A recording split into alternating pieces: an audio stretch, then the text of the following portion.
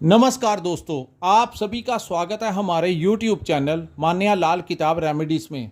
आज मैं आपके साथ बात करने जा रहा हूं कर्क राशि के बारे में और आज का मुख्य टॉपिक होगा 1 से लेकर 31 दिसंबर 2024 ग्रहों का जो बड़ा परिवर्तन इस महीने में होगा उसका कैसा प्रभाव जो है वो कर्क राशि के जातकों के ऊपर रहेगा। दोस्तों, ये वीडियो जो है वो आपके लिए बहुत इंपॉर्टेंट होने वाली है क्योंकि पिछले 2 वर्षों से आपके ऊपर डाइये का प्रभाव जो है वो बहुत ज़्यादा है, जिसके कारण कुछ लोगों को अड़चने आई, उनके काम में अड़चने आई, कुछ लोगों को उनके परिवार में अपने पार्टनर के साथ प्रॉब्लम आई, पार्टनरशिप में जो लोग काम कर रहे थे उन लोगों को समस्या आई। सो बहुत सारी ट्रबल्स जो हैं कर्क राशि के जातकों को डाइया की वजह से आई। आज मैं आपको बताऊंगा कि दिसंबर के महीने में जो परिवर्तन होगा, कौन से रास्ते उचित रहेंगे और किन रास्तों से आपने अपने आप को बचाव करके चलना है, क्योंकि शनि जो है वो फिर से जो मार्गी हो चुके हैं। इसके लिए मैंने एक सेपरेट वीडियो बनाया है, लेकिन आज हम बात करेंगे अन्य उन ग्रहों के बारे में जो हर महीने जो है वो अपने भाव को परिवर्तन करते हैं और एक भाव से दूसरे भाव में चले जाते हैं और अलग अलग समय के ऊपर उनका अलग अलग प्रभाव जो है वो देखने को मिलता है। दोस्तों, सामने जो मैंने आपके कुंडली बनाई है ये आपकी चंद्र राशि की कुंडली है और ज़्यादातर देखा गया है जो कर्क राशि के जातक होते हैं वो पुष्य नक्षत्र में जन्म होता है। ऐसे जातकों का ज़्यादातर केसों में तो जिन जातकों का पुष्य नक्षत्र का जन्म होता है, ऐसे जातक जो होते हैं उनकी जो मन की स्थिति होती है वो बड़ी स्ट्रांग होती है, अपनी भावनाओं के ऊपर कंट्रोल करके चलते हैं। कर्क राशि ही एक ऐसी राशि है जो चंद्रमा की राशि है। जिस ग्रह का सबसे ज़्यादा प्रभाव हमारी ज़िंदगी के ऊपर, हमारी लाइफ के ऊपर होता है वो चंद्रमा होता है। जिनकी जन्म कुंडली में चंद्रमा उच्च के होते हैं, ऐसे जातक अपनी भावनाओं के ऊपर कंट्रोल करके रखते हैं। इनके पास लिक्विड पैसा भी टिक सकता है और ज़्यादातर देखने में आया है जो कर्क राशि के लोग होते हैं वो बड़े हेल्पिंग होते हैं, लोगों की मदद करना इनको पसंद होता है, समाज में अपना एक मान सम्मान बनाए रखना। ज़्यादातर ऐसे जातक बड़े उच्च के अधिकारी बन जाते हैं। पॉलिटिशियन जितने भी होते हैं उनमें से ज़्यादातर जो है वो कर्क राशि के जातक होते हैं क्योंकि इनकी अपने भावनाओं के ऊपर बड़ा कंट्रोल होता है। सो आइए जानते हैं कि दिसंबर के महीने में अन्य ग्रहों का जो परिवर्तन है वो कैसा रहने वाला है। दोस्तों, बात करेंगे आपके लगन भाव में बैठे मंगल ग्रह के बारे में। इस समय मंगल जो है वो नीच राशि कर्क में चल रहे हैं, लेकिन जब भी कोई ग्रह लगन भाव में आता है तो उसकी काफ़ी हद तक नीचता जो होती है वो भंग हो जाती है। सो मंगल यहाँ पर आपको कोई ज़्यादा नुकसान देने वाले नहीं हैं। सो आइए जानते हैं कि क्या प्रभाव होगा। दोस्तों, मंगल ग्रह जो हैं वो इस महीने अस्त अवस्था में रहेंगे, वक्री अवस्था में रहेंगे, लेकिन वो मंगल हैं तो मंगल लगन भाव में बैठकर भी आपके लिए काफ़ी हद तक आपका फेवर ही करेंगे। यहाँ पर कोई ज़्यादा नुकसान वो नहीं देंगे। सो प्रथम भाव में मंगल जब आते हैं तो इंसान के अंदर की जो ऊर्जा होती है उसको बढ़ाते हैं। मंगल जो कि आपके कर्म भाव के स्वामी हैं और आपके पंचम भाव के स्वामी आपके लगन भाव में आएंगे। सो प्लानिंग जो होगी आपके अंदर वो बड़ी ज़बरदस्त होने वाली है। अपने काम के प्रति जो कॉन्फिडेंस होगा वो बड़ा चढ़ा रहेगा। हालांकि मंगल जब प्रथम भाव में आते हैं तो इंसान के अंदर क्रोध की भावना को भी बढ़ाते हैं। कहते हैं कि ग्रहों में से सेनापति, जैसे सूर्य देव को राजा कहा जाता है, इसी प्रकार मंगल जो है इनको सेनापति कहा गया है। सो सेनापति जब कुंडली के प्रथम भाव में बैठे होंगे तो ये बहुत सारी चीज़ों के ऊपर अपना कंट्रोल करके रखेंगे। सो दोस्तों, कॉन्फिडेंस बढ़ा रहेगा, लेकिन उसके साथ साथ क्रोध भी बढ़ेगा क्योंकि इसकी ऊर्जा को संभाले रखना हर एक के बस की बात नहीं होती। सो एक्साइटमेंट ठीक है, किसी भी काम की तरफ कदम आगे बढ़ते हुए ठीक है, लेकिन उग्रता के साथ आगे नहीं बढ़ना। किसी से बात करनी है तो बड़े धैर्य के साथ बात कीजिए। ओवर एक्साइटमेंट में आकर कुछ गलत मत कर लेना। कहते हैं ओवर कोई भी चीज़ की जो एक्सेस होती है वो अच्छी नहीं होती। सो बड़े धैर्य के साथ चलना, पेशेंस रख के चलना। मंगल की एनर्जी आपको एकदम से बूस्ट करेगी, लेकिन आप फिर भी सोच समझकर ही आगे बढ़ना। सो कॉन्फिडेंस बढ़ा रहेगा। संतान प्राप्ति के तो कर्क राशि वालों को प्रबल योग जो है इस महीने दिखाई देंगे। दोस्तों इस महीने जो प्रवृत्ति होगी वो आपकी थोड़ी सी तामसिक हो सकती है, क्योंकि एक तो मंगल यहां पर बैठे हैं, दूसरा शुक्र और मंगल की एक दूसरे के ऊपर दृष्टि जब भी पड़ती है तो इंसान के जो विचार होते हैं वो तामसिक हो जाते हैं।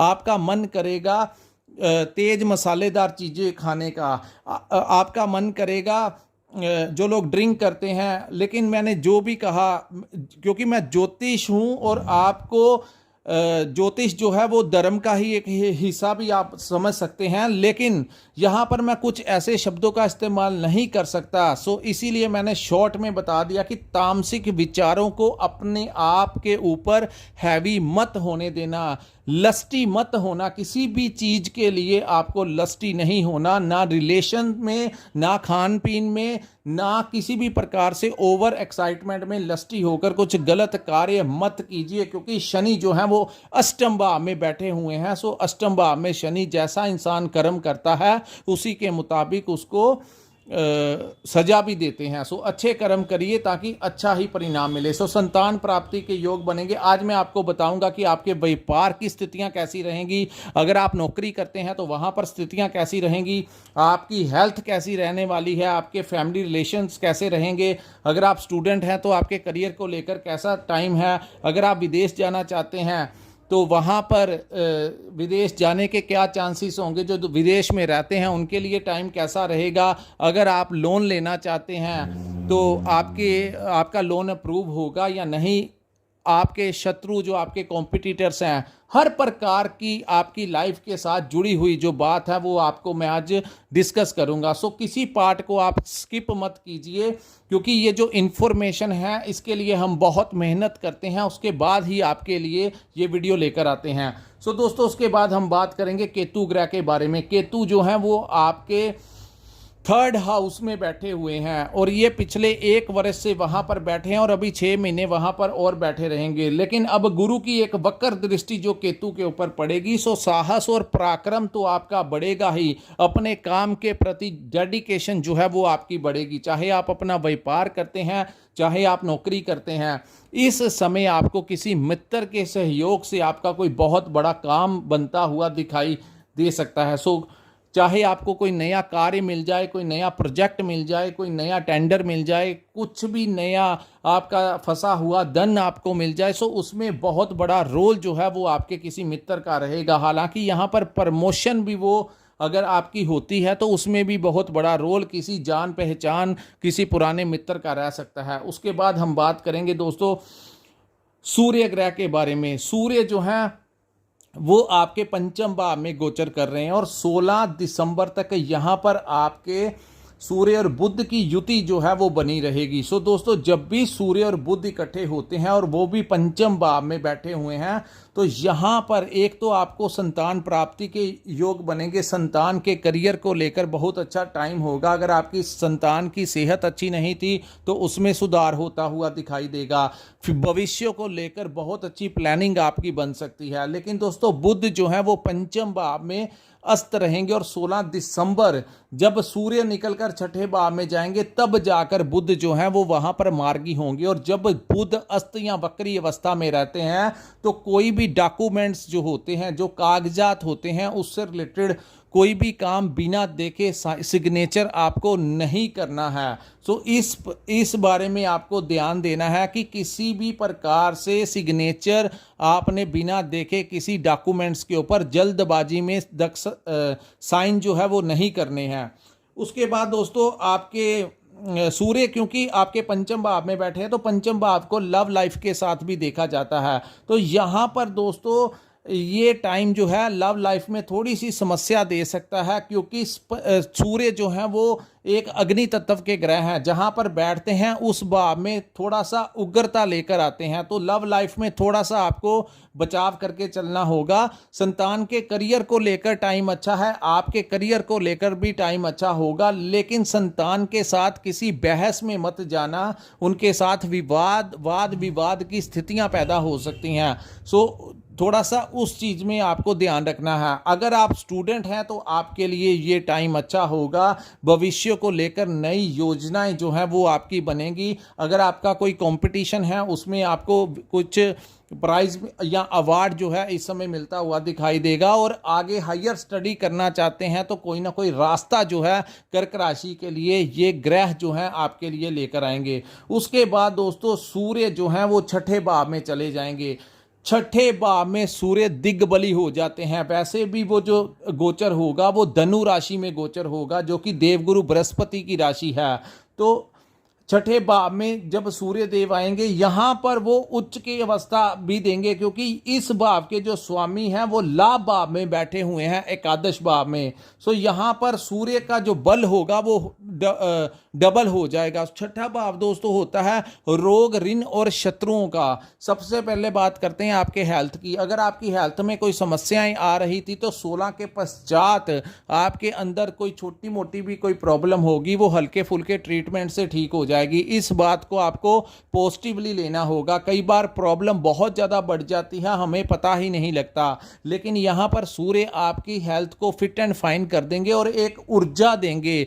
दोस्तों यहाँ पर जब सूर्य आते हैं तो पिता को भी कोई बड़ा लाभ दिला सकते हैं। आपके पिता से आपको कोई लाभ मिल सकता है। आपके पिता अगर कहीं पर अपना व्यापार करते हैं तो वहां पर उनको तरक्की मिल सकती है। अगर आपके पिता कोई नौकरी करते हैं तो आपके पिता को प्रमोशन मिल सकता है। और छठे भाव में जब सूर्य आएंगे तो आपके ऊपर अगर कोई कोर्ट केस चल रहा है तो काफ़ी हद तक उसका सल्यूशन जो है वो आपके फेवर में होता हुआ दिखाई देगा। 16 दिसंबर के पश्चात का जो टाइम होगा, कोर्ट से कोई बड़ी राहत जो है इस समय कर्क राशि के जातकों को मिलती हुई दिखाई देगी। उसके बाद बात करते हैं आपके राइवल्स की। अगर आप अपना व्यापार करते हैं तो व्यापार में तो वृद्धि वो देंगे ही देंगे, क्योंकि धन भाव के स्वामी छठे भाव में उच्च के हो जाएंगे। सो धन का लाभ आपको मिलेगा। सेकंड हाउस जो होता है कम्युनिकेशन का भाव होता है। जो लोग कंसल्टेंसी का काम करते हैं, ट्रेडिंग करते हैं, मार्केटिंग का काम करते हैं, अपने क्लाइंट्स को डील करते हैं, उन लोगों के लिए बहुत अच्छा आर्थिक लाभ यहाँ पर मिलता हुआ दिखाई देगा। अगर आपको सरकार से कोई सरकारी डिपार्टमेंट से कोई काम है तो इस महीने 16 दिसंबर के पश्चात का जो टाइम है, आप उस डिपार्टमेंट में जाकर वहां के अधिकारियों से बात कीजिए। बहुत ज़्यादा चांसेस होंगे आपको यहाँ पर आपका जो सरकारी कोई काम अड़ा हुआ है, अटका हुआ है, नहीं हो रहा, तो 16 दिसंबर के पश्चात अगर आप प्रयास करेंगे तो वो कार्य जो है आपका सफल हो सकता है। जो लोग सरकारी क्षेत्र में काम करते हैं, सरकारी टेंडर लेते हैं, रुका हुआ अगर आपका कोई धन होगा तो वो भी पेमेंट मिल जाएगा। कोई बड़ा सरकारी लाभ भी इस समय आपको मिलता हुआ दिखाई दे रहा है, क्योंकि दोस्तों सूर्य सीधा सीधा राज दरबार के कारक हैं। यहाँ पर जो लोग राजनीति में हैं उनको कोई बड़ा डेजिग्नेशन इस समय मिल सकता है। सो हाथ पे हाथ रखे रहने की जरूरत नहीं। 16 के पश्चात अपने अधिकारियों से बात कीजिए। अगर आप कहीं पर ट्रांसफर लेना चाहते हैं या प्रमोशन लेना चाहते हैं तो आपको उच्च अधिकारियों का समर्थन जो है वो मिलता हुआ दिखाई देगा और व्यापार के लिए ये टाइम उचित रहेगा। उसके बाद दोस्तों यहाँ पर अगर आपने अपने व्यापार को बढ़ाने के लिए कोई लोन वगैरह लेना है तो 16 दिसंबर के पश्चात आपको लोन की अप्रूवल मिलने की भी बहुत ज़्यादा संभावनाएं बनती हुई दिखाई दे रही हैं। और उस बात करें आपके राइवल्स, जो आपके शत्रु हैं, जो आपको मानसिक परेशान करते हैं, 16 दिसंबर के पश्चात सूर्य जिस भाव में गोचर करेंगे वहां से आपके तमाम वो शत्रु जो आपको कंपटीशन देते हैं, आपके अगर बॉस आपको टॉर्चर करते हैं, डिपार्टमेंट का अगर आपके ऊपर कोई प्रेशर भी बना हुआ है, तब भी सूर्य वहां पर आकर उन सभी को या तो वो अपना बिहेवियर आपके प्रति चेंज कर लेंगे या फिर वो वहाँ उनका ट्रांसफ़र हो जाएगा। सो आपको एक बहुत बड़ी राहत जो है मानसिक तौर के ऊपर मिलती हुई दिखाई दे रही है। और जो लोग अपना कर्ज उतारना चाहते हैं उनके लिए भी कोई ना कोई रास्ता निकलेगा। आपका कर्ज जो है वो कैसे चुकेगा, आपको कोई ना कोई रास्ता जो है वो यहाँ पर आपके ग्रह दिखाते हुए दिखाई दे रहे हैं। उसके बाद हम बात करेंगे दोस्तों शुक्र ग्रह के बारे में।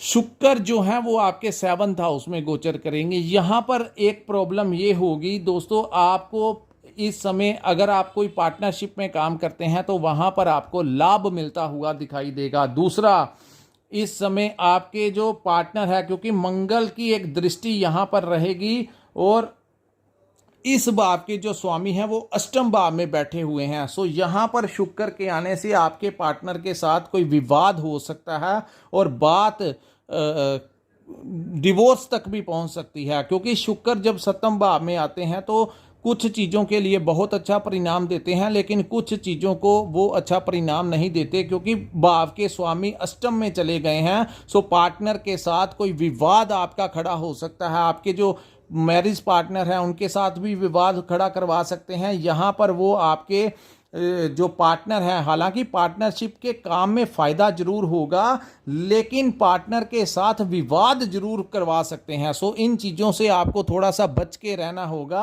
अन्यथा ये ग्रह आते तो शॉर्ट टाइम पीरियड के लिए हैं और जल्दबाजी में जो लोग इनके प्रभाव में आकर कुछ ऐसा कर देते हैं जिसको बाद में ठीक करते करते बहुत टाइम लग जाता है। सो इसीलिए मैंने कहा, एक तो मंगल लगन में है, ऊर्जा को संभाल के रखना, जल्दबाजी में कोई गलत डिसीजन मत ले लेना। तो दूसरा, यहाँ पे दोस्तों आपको एक काम फ़ायदा हो सकता है कि जो लोग प्रॉपर्टी से रिलेटेड कोई काम करते हैं, प्रॉपर्टी कंसल्टेशन का काम करते हैं, बेचते या खरीदते या बेचते हैं, उन लोगों के लिए ये टाइम अच्छा है, उनको वहाँ से फ़ायदा होता हुआ दिखाई देगा। दूसरा, जो लोग व्हीकल लेना चाहते हैं उन लोगों के लिए भी ये टाइम जो है वो बड़ा अच्छा साबित होगा। विदेशी भाव के साथ कोई संपर्क मिलता हुआ आपका दिखाई दे रहा है। जो लोगों का इंपोर्ट एक्सपोर्ट का काम है, सोशल मीडिया का काम है, इन लोगों को बहुत अच्छा फ़ायदा जो है वो शुक्र देते हुए यहाँ पर दिखाई दे रहे हैं। उसके बाद दोस्तों बात करेंगे शनि ग्रह के बारे में। शनि जो है वो आपके अष्टम भाव में गोचर कर रहे हैं। सो आपके 7th हाउस जो कि आपके पार्टनर का भाव होता है, उस भाव के स्वामी अष्टम भाव में मार्गीय अवस्था में आ गए हैं। सो यहाँ पर पार्टनर के साथ विवाद की स्थितियाँ बहुत ज़्यादा बढ़ सकती हैं। इसके ऊपर आपको नियंत्रित रखना होगा। हो सकता है कि आपके पार्टनर आपको ऐसा लगेगा कि आपको आपके पार्टनर का सहयोग नहीं मिल रहा, या उनकी नेचर इरिटेट हो गई है, या उनकी हेल्थ में कोई ना कोई समस्या आ सकती है। सो इन चीज़ों से आपको थोड़ा सा केयरफुल रहना होगा। ये क्योंकि दोस्तों शनि जो है वो मार्च को बदल जाएंगे। सो अगर आपने कोई बड़ा स्टेप नहीं लिया, अगर आपस में नहीं बढ़ रही, तो आपने कोई कोर्ट केस वगैरह नहीं किया हुआ एक दूसरे के ऊपर, तो 4-5 महीने आप ठहर जाएं तो ये सब कुछ खत्म हो जाएगा। लेकिन अगर आपने यहाँ पर कोई प्रतिक्रिया दी तो डिवोर्स होने के बहुत ज़्यादा चांसेस भी कर्क राशि के इसी महीने पर बन रहे हैं। जिन लोगों के साथ ऐसा हो रहा है कृपया कमेंट करके ज़रूर बताएं, ताकि हमें हमारी स्टडी जो है उसके बारे में पता लग सके कि जिन लोगों के जीवन में ऐसी अवस्थाएं चल रही हैं। और एक बात और बता देता हूं आपको दोस्तों, यहाँ पर सबसे ज़्यादा इम्पोर्टेंट बात ये होती है कि आपके ऊपर किस ग्रह की महादशा और अंतरदशा चल रही है। अंतरदशा तो बहुत ज़्यादा इंपॉर्टेंट होती है, क्योंकि वहाँ वो जिस भी भाव में वो ग्रह बैठे होते हैं वहाँ पर वो सबसे ज़्यादा समस्याएं देते हैं। शनि जब अष्टम भाव में बैठे होते हैं तो कहते हैं कि इस ग्रह का अगर दुष्प्रभाव कम करना है तो यहाँ पर मैं आपको टिप्स देता हूँ। एक तो दोस्तों, आपने अपने घर में कोई लेबर का काम नहीं करवाना। जैसे ही आप लेबर का काम करवाकर रेनोवेशन का कोई तोड़ फोड़ घर में करवाएंगे, वैसे ही आपके ऊपर समस्याएं आ जाएंगी। यहाँ पर कुछ लोगों के जो चप्पल जो वो शूज़ डालते हैं या स्लीपर्स डालते हैं, तो पिछले कुछ महीनों से आपने देखा होगा कि इतना लाइफ में कभी नहीं हुआ कि आपके शूज़ टूट जाएं। तो वो इसी कारण हो रहा है कि शनि अष्टम भाव में बैठे हैं। यहाँ पर सबसे बड़ा उपाय है, जो अंधे लोग होते हैं, जो ब्लाइंड लोग होते हैं, उन लोगों को कुछ ना कुछ आपको दान दक्षिणा देनी चाहिए। और शनिवार की शाम जो है वो 4 मुखी सरसों के तेल का दीपक जो है वो पीपल के नीचे जगाएं, ताकि आपके जो बंद रास्ते हैं वो खुल सकें।